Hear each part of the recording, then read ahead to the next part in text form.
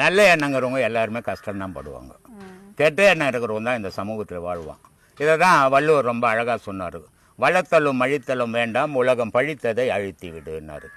அவர் என்ன சொல்கிறாரு, எல்லாரும் கிராப் வெட்டின்னுக்குறாங்க, அந்த இடத்துல நீ குடிமை விட்டுக்குன்னு போவாத.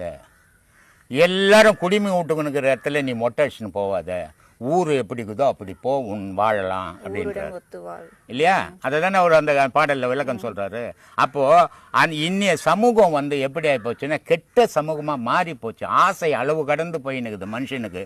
இவன் ஒரு லெவலுக்குள்ளே வாழணுன்றதே நினைக்கல. உலகத்திலேயே நான் மட்டும்தான் முக்கியத்துவமாக இருக்கணும்னு நினைக்கிறான்.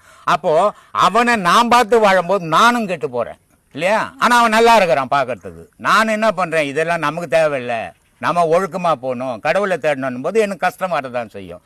ஆனால் இந்த கஷ்டத்தை நினச்சி கலங்கக்கூடாது. இறைவன் கூடவே உறவாடுவான், ஆனால் அவன் கூட உறவாட மாட்டான். இதுதான் வித்தியாசம்.